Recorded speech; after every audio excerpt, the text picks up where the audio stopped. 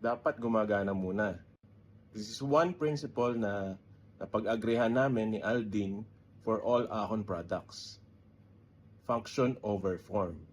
Before anything else, kailangan gumana muna yung product. Tamang construction, tamang fabric, tamang fit, tamang comfort.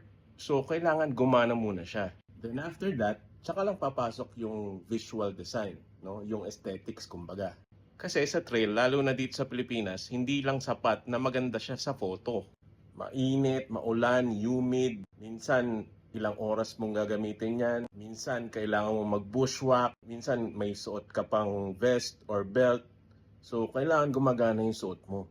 Kapag hindi maganda yung construction, mararamdaman mo kaagad eh. Kapag hindi maganda yung tela, yung fabric, mararamdaman mo kaagad yan. So for Ahon, yes, important yung design. Napaka-importante ng design para sa identity. Pero dapat gumagana. Dapat proud kang suotin.